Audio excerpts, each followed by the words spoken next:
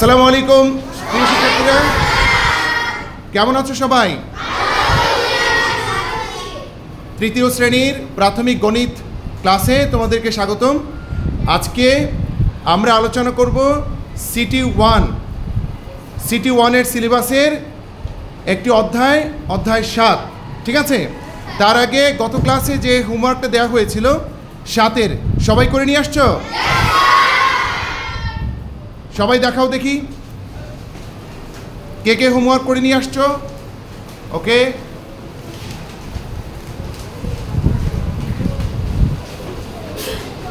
ওকে, good.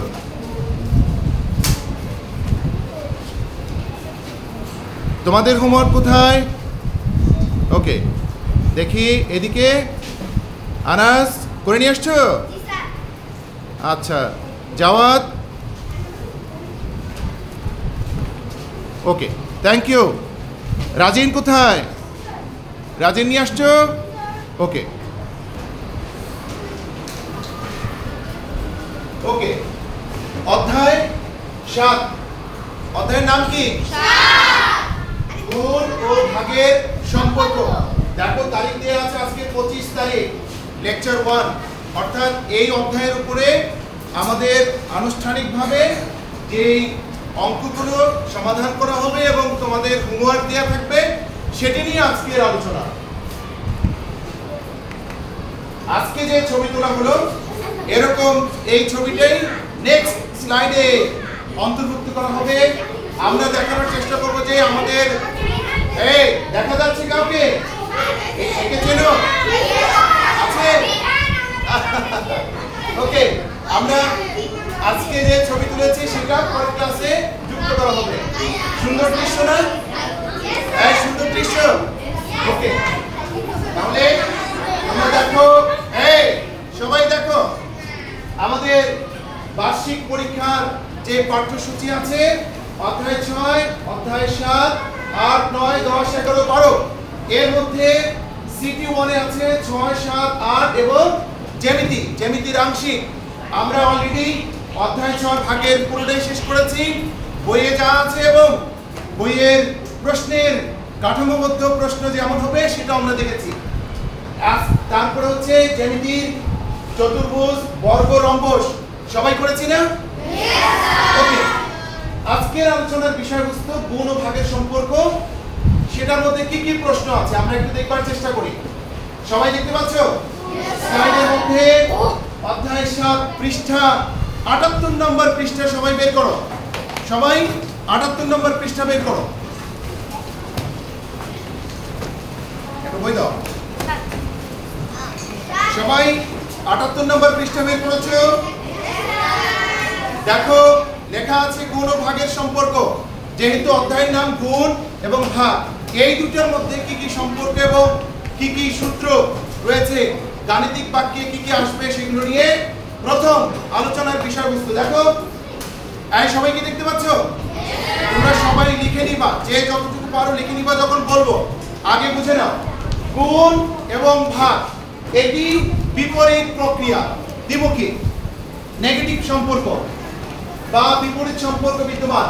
আমরা যদি ভাগের একটা সূত্র জানি যে ভাজ্য ভাগ ভাজক সমান সমান কি হয়? ভাগফল, তাই না? তাহলে ঠিক এই ভাজ্য যদি বের করি তাহলে কি বের হবে? ভাজ্য সমান সমান এই ভাগ ভাজক ডান পাশে আসলে হবে কি? গুণ। অর্থাৎ ভাগফলের সাথে ভাজক গুণ করলে ভাজ্য পাওয়া যায়। যদি নিঃশেষে বিভাজ্য হয়, ভাগশেষ না থাকে। আর যদি ভাগশেষ থাকে তাহলে ভাজ্য সমান সমান হবে ভাগফল গুণন ভাজক যোগ ভাগশেষ। এই ক্লিয়ার? এটা জানো তো? সবাই জানো? কে কে জানো হাত তোলো। বাহ, ওকে, সবাই জানে। তাহলে এখন গুণের প্রসঙ্গটা আসি। আমরা গুণ্য, যাকে গুণ করা হয়, যা দিয়ে গুণ করা হয় তাকে বলা হয় গুণক। গুণ্য এবং গুণক এই দুটো গুণ করে আমরা যেটা পাই সেটি হচ্ছে কি? গুণফল। কি ঠিক আছে না? তাহলে আমরা ভাগ এবং গুণের যে সূত্র দুটি অধ্যায় পূর্বে পেয়েছি সেটি জানলাম। এখন গুণ হচ্ছে একই সংখ্যা বারবার যোগ করা, অর্থাৎ একটি সংখ্যাকে বড় করে। কি করে? গুণ একটি সংখ্যাকে বড় করে। আর ভাগ কি করে? একটি সংখ্যাকে কেটে কেটে সমান অংশে ছোট করে। এজন্য বলা হচ্ছে ভাগ হচ্ছে একটি সংখ্যার বারবার বিয়োগ করা। এই অংশটুকু লিখে নাও সবাই, সবাই লিখো। হ্যাঁ, যতটুকু আছে সবাই স্লাইডের অংশটুকু লিখে নাও, তথ্যটুকু লিখে নাও। এখান থেকে প্রশ্ন হবে। শিওর?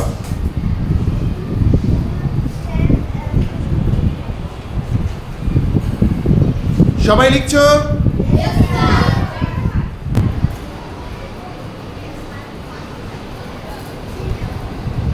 দ্রুত লেখো, পরের স্লাইডে আমরা যাব।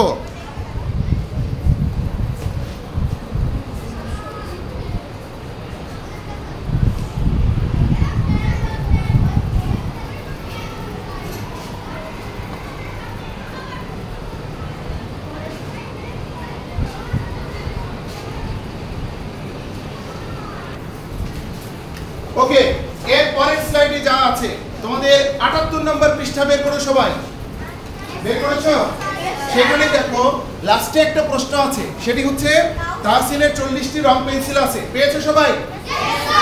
এখানে তো শুধুমাত্র একটা প্রশ্ন দেওয়া আছে, কিন্তু তোমার পরীক্ষায় কেমন ধরনের প্রশ্ন হতে পারে তার একটি স্যাম্পল এখানে দেওয়া হয়েছে। যেমন তাহসিনের 40টি রং পেন্সিল ছিল, বইয়ের মধ্যে হুবহু অঙ্ক আছে। সে পেন্সিলগুলোকে সমান 5 ভাগে ভাগ করলো এবং রাতুলকে 2 ভাগ দিল। এটা একটা হচ্ছে তথ্য। এই তথ্যের উপর ভিত্তি করে তোমার প্রশ্ন দুটি হতে পারে। কেমন? রাতুল কতটি পেন্সিল পেল? 1 নম্বর প্রশ্ন। 2, তাহসিনের কাছে কতটি পেন্সিল রইল রাতুলকে দেওয়ার পর, আর কতটা থাকলো? তাহলে এই প্রশ্নের সমাধান আমরা কেমনে করব? কে কে পারবে? ওকে, প্রথম লিখবা 5 ভাগ পেন্সিলের 5 ভাগে আছে মোট 40টি পেন্সিল। 1 ভাগে আছে মোট 1 ভাগে আছে 40 ভাগ 5। এই পারবে না? 40 ভাগ 5 কত হয়? 8টি। ওকে, তারপরে লিখবা রাতুলকে দেয়া হলো 2 ভাগ, অতএব রাতুলকে দেয়া হলো 8 ভাগ 8 গুণন 2 সমান সমান কত হয়? 16টি। অতএব প্রথম প্রশ্নের উত্তর হচ্ছে রাতুল কতটি পেন্সিল পেল? রাতুল পেল 16টি পেন্সিল। এভাবে প্রশ্নের উত্তর লিখবা। 1। 2 নম্বর হচ্ছে তারপরে লিখবা 2 এর খ। 1 এর খ, তাহসিনের কাছে কতটি পেন্সিল রইল? তুমি লিখবা তাহসিনের কাছে পেন্সিল ছিল 40টি। কতটি? 40। রাতুলকে দেয়া হলো কতটি? 16টি। অতএব রাতুলের কাছে তাহসিনের কাছে রইল 40 বিয়োগ 16 সমান সমান কতটি হয়? কতটি? 24টি। কতটি? 24টি। করে দেই, অঙ্কটা করে দেই, তাই না? তাহলে তোমরা লিখবা 1 নং প্রশ্নের উত্তর। কি লিখবে খাতায়? 1 নং প্রশ্নের রাইট উত্তর। তারপরে ক কি লিখবো আমরা? যেহেতু রাতুলকে কয়টি পেন্সিল দেয়া হলো, তাই না? দেখা যাচ্ছে পুরোটাই? ওকে, তাহলে লিখবা হচ্ছে 5 ভাগে মোট পেন্সিল আছে কতটি? কতটি? 40টি। অতএব 1 ভাগে মোট 1 ভাগে পেন্সিল আছে 40 ভাগ 5 টি। হ্যাঁ, তারপরে সমান সমান কতটি বলো দেখি? 8টি। গুড। এখন তাহলে এখন বলো দেখি রাতুলকে কয় ভাগ দেওয়া হয়েছে? লিখবা রাতুলকে 2 ভাগ দেওয়া হলো। অতএব রাতুল পেল, হ্যাঁ, পেল 8 গুণন 2 এতটি সমান সমান কতটি? 16টি। উত্তর অবশ্যই লিখবা। উত্তর 16টি। এই সবাই কি বুঝতে পারছো? দেখা যাচ্ছে? সবাই দেখে নাও, লিখে নাও। লেখা হয়ে গেছে? Okay fine. এখন আমরা করব এটা হচ্ছে দেখ। Okay fine. এবার আমরা খ নম্বর প্রশ্ন করব। খ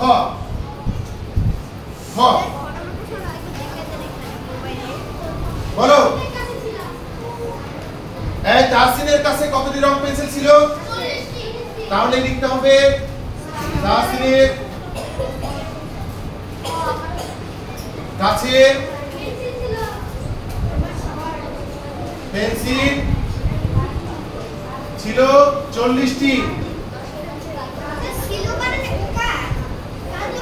আচ্ছা দেখো, অসুবিধা নাই, একই কথা। তারপরে রাতুলকে দেওয়া হলো, এই কি বলো দেখি, রাতুলকে দেওয়া হলো কতটি?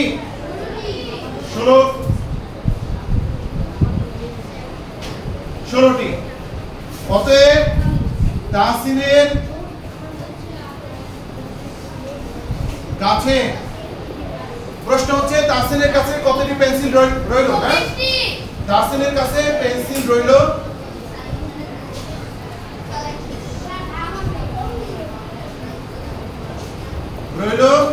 40 বিয়োগ 16 সমান সমান কতটি? এই কতটি বলো? 24টি। উত্তর লিখবা 24টি। এই ঠিক আছে?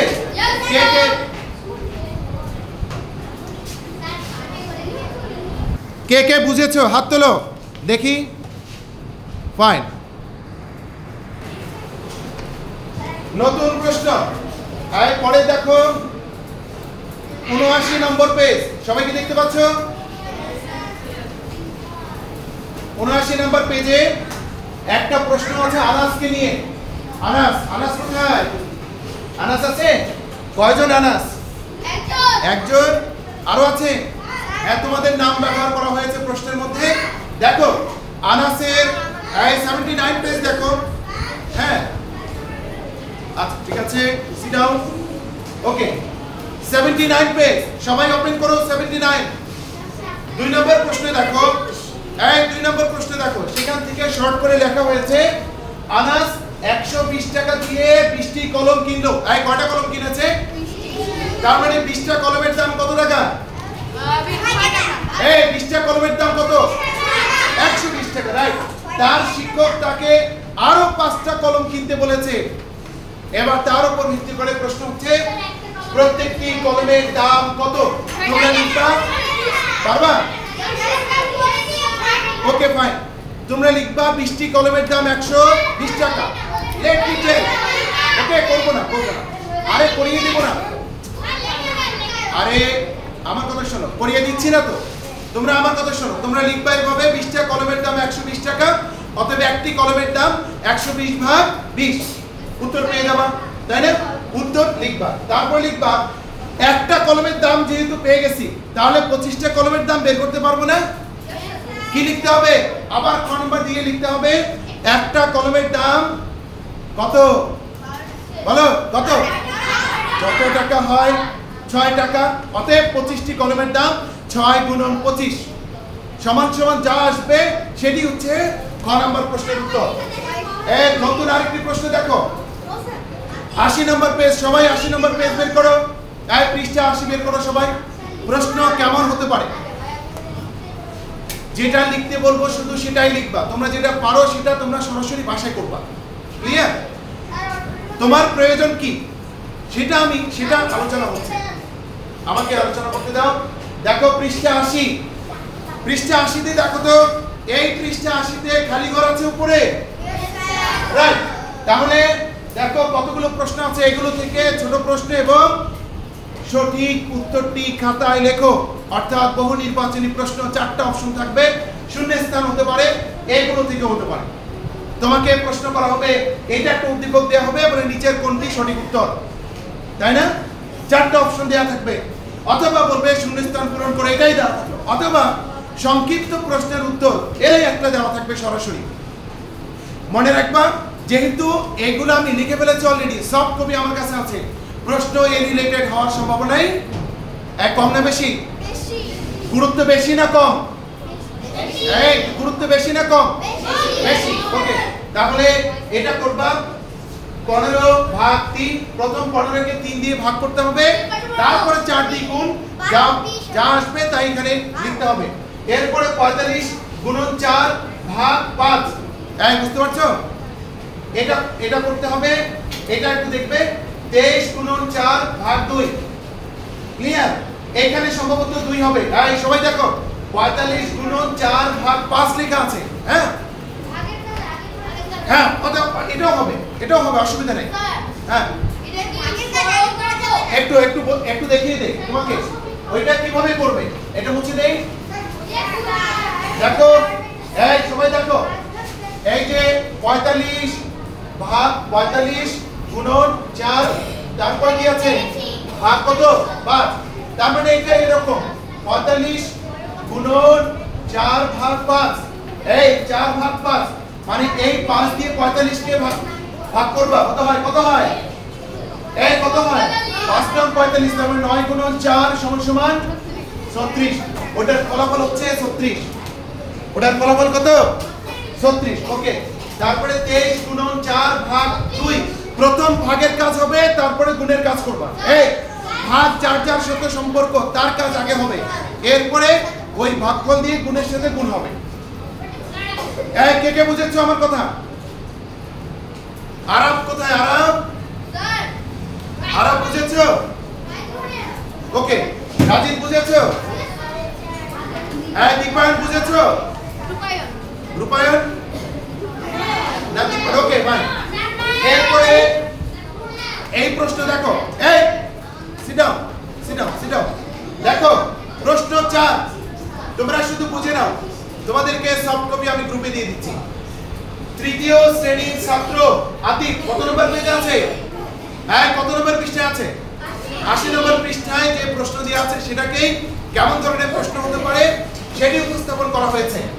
তৃতীয় শ্রেণীর ছাত্র আতিক 30টি করে চকলেটের 4টি প্যাকেট কিনে 15 জন বন্ধুর মধ্যে সমান ভাগে ভাগ করে দিল। তার মানে একটা প্যাকেটে আছে 30টি, এরকম 4টা প্যাকেট কিনে যা হয়েছে তা দিয়ে কতজন বন্ধুর মধ্যে ভাগ করে দেওয়া হয়েছে?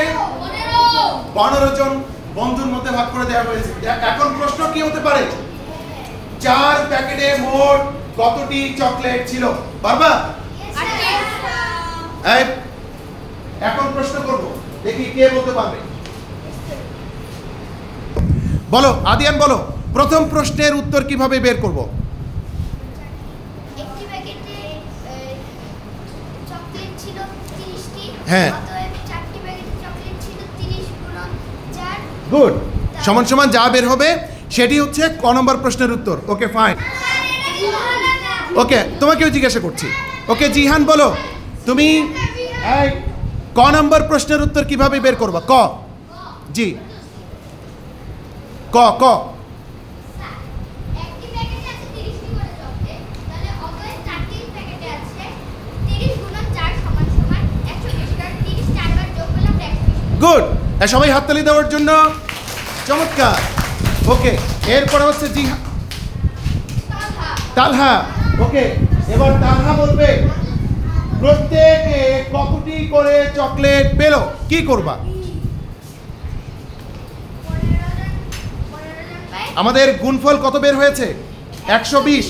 ওকে, 15 জন পায় 120টি চকলেট, অতএব একজন পায় 120 ভাগ 15। গুড, সবাই হাততালি দেওয়ার জন্য, চমৎকার, গুড। তাহলে আমরা দেখলাম প্রশ্ন অত্যন্ত সহজ নাকি? এই প্রশ্ন সহজ না কঠিন লাগছে? এই সহজ না কঠিন? নেক্সট প্রশ্ন পৃষ্ঠা 81 তে দেখো সবাই শুধু দেখে নাও সবাই যেহেতু কম আর listen to me and next listen 81 নম্বর পৃষ্ঠায় দেখো আর সবাই 81 পেজ বের করো পৃষ্ঠা 81 বের করো পৃষ্ঠা 81 বের করেছো সবাই यस স্যার দেখি তো কে বের করে নাই দেখি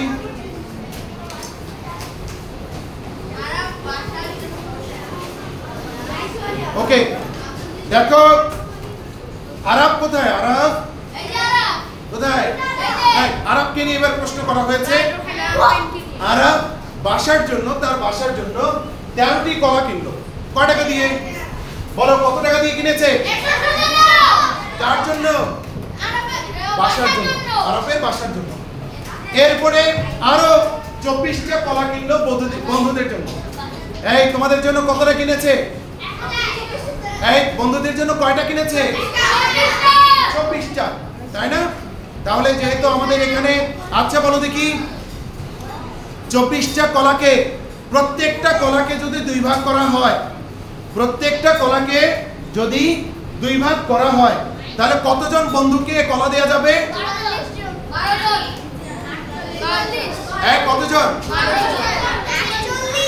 48 একটা কলাকে দুই ভাগ করব তাহলে প্রত্যেকে অর্ধেক করে কলা পাবে কিন্তু 48 জন বন্ধুকে কলা দেয়া যাবে তাই ঠিক না ওকে আমাদের এই তথ্যের উপর কি প্রশ্ন দেয়া আছে 24টি কলা কিনতে কত টাকা লাগলো এই তাহলে প্রথম আসতে হবে 13টি কলার দাম 117 টাকা একটি কলার দাম এবার ওকে দেখি এবার জিজ্ঞাসা করব জবাব কে কে প্রশ্নের উত্তর দিতে চাও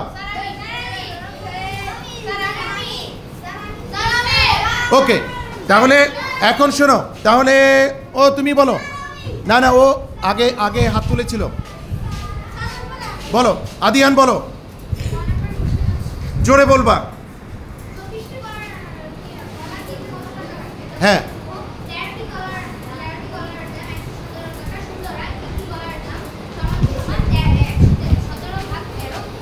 একটি কলার দাম পাওয়া যাবে তারপর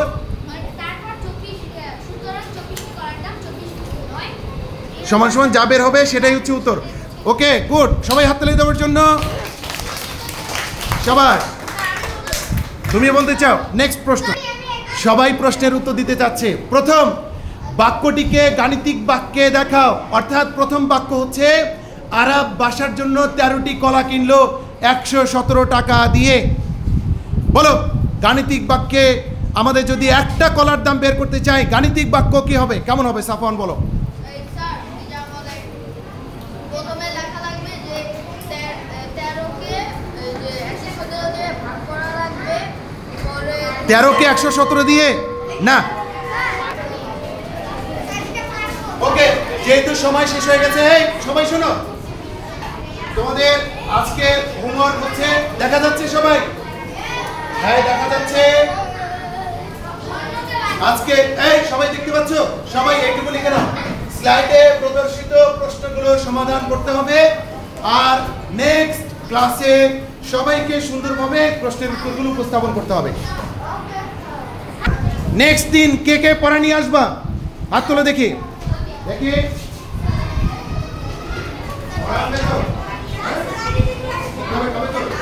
ওকে ওকে নিতে হবে পড়াশোনা না করে আসছে বেশি করে দিতে হবে ওকে তারপর বাই বাই তো সবাইকে এই সবাইকে অসংখ্য ধন্যবাদ